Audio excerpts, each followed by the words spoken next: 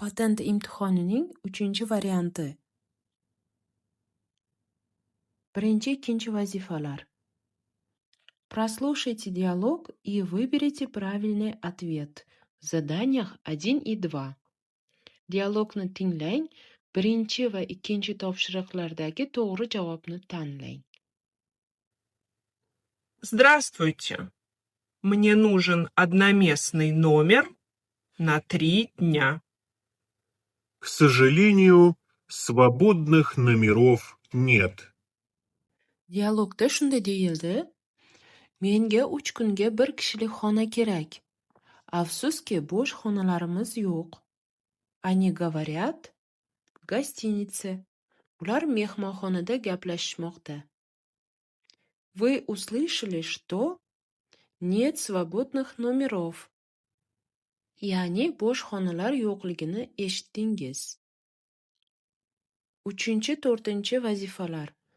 Прослушайте объявление и выберите правильный ответ в заданиях 3 и 4. E'lonni tinglang va 3-chi, 4-chi topshiriqlardagi to'g'ri javobni tanlang. Внимание!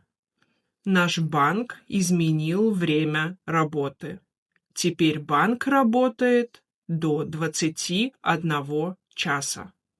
Diqqat, bizning bankimiz ish vaqtini o'zgartirdi. Endi bank kechki soat 9 gacha ishlaydi. Этот банк изменил часы работы. Ya'ni ushbu bank ish vaqtini o'zgartirdi.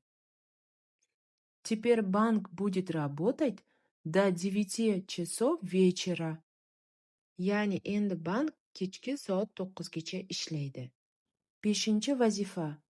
Прочитайте объявление и выберите правильный ответ. E'lonni o'qing va to'g'ri javobni tanlang. Осторожно, опасная зона. Diqqat, xavfli zona.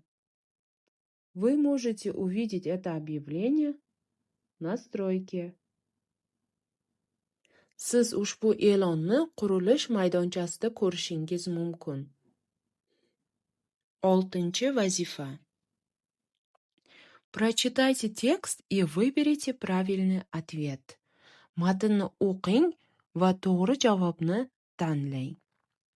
Меня зовут Лейла. Сегодня утром мы с сыном ходили на экскурсию по городу. Весь день была хорошая погода. Мы гуляли до самого вечера. Пришли домой поздно. Ya'ni, mening ismim Leyla.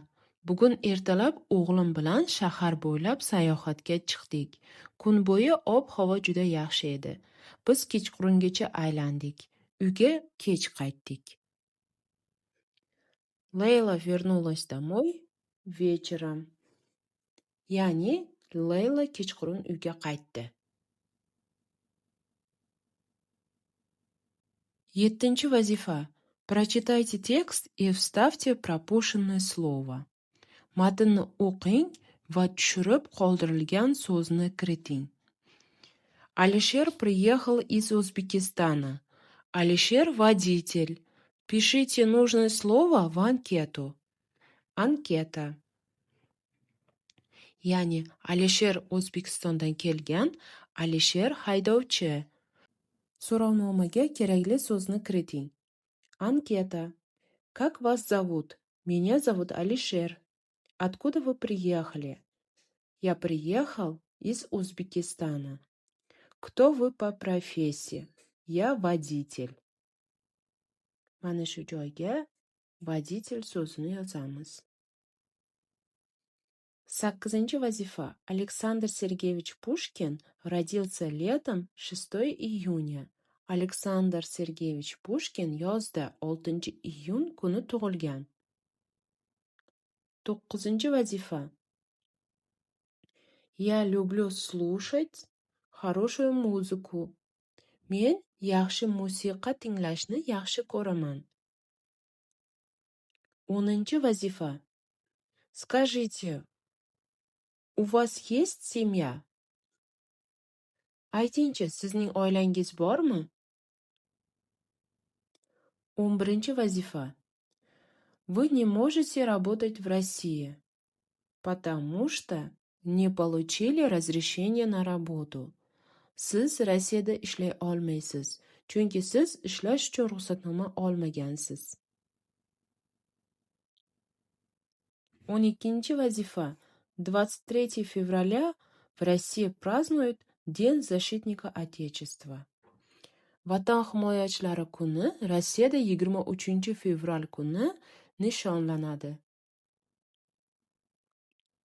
13 vazifa. Какой город Российской Федерации называют второй столицей России? Sankt-Peterburg. Ya'ni Rossiya Federatsiyasining qaysi shahri Rossiyaning ikkinchi poytaxti deb ataladi? Sankt-Peterburg. 14 vazifa. Великая Отечественная война окончилась в 1945 году. Ya'ni Ulug' Vatan urushi 1945-yilda tugagan. 15 vazifa. Содружество независимых государств СНГ было создано в 1991 году. Ya'ni Mustaqil Davlatlar Hamdo'stligi 1991-yilda tashkil etildi. Укажите флаг Российской Федерации. Ikkinchisini tanlaymiz.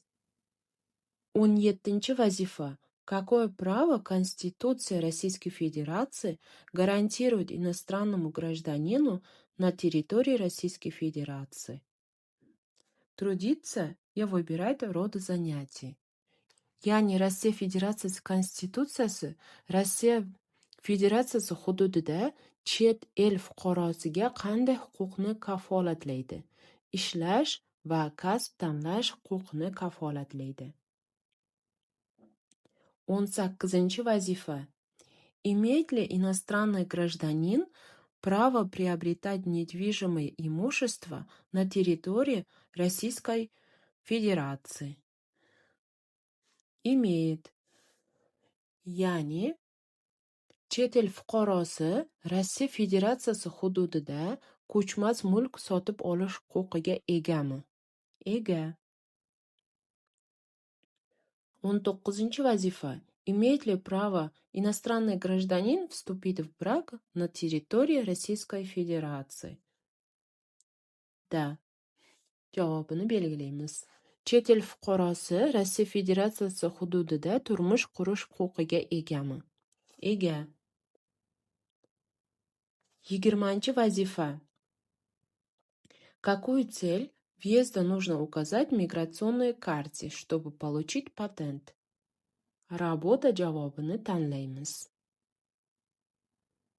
Ya'ni patent olish uchun migratsiya kartasida kirishning qaysi maqsadi ko'rsatilishi kerak? Ish maqsadi ko'rsatilishi kerak. 21 vazifa. Для получения патента иностранный гражданин предоставляет уполномоченную организацию документы в течение 30 календарных дней. Ya'ni patent olish uchun chet el fuqarosi hujjatlarini vakolatli tashkilotga qancha vaqtda taqdim etishi kerak? 30 kun ichida taqdim etishi kerak. 22 vazifa. Иностранный гражданин, не покинувший территорию Российской Федерации в установленный срок, подлежит депортации. Верно ли это суждение? Верно. Ya'ni belgilangan muddatda Rossiya Federatsiyasi hududidan chiqib ketmagan chet el fuqarosi deportatsiya qilinishi kerak. Bu hukm to'g'rimi? To'g'ri. Endi посмотреть результат. Biz 22 savoldan hammasiga to'g'ri javobni belgiladik.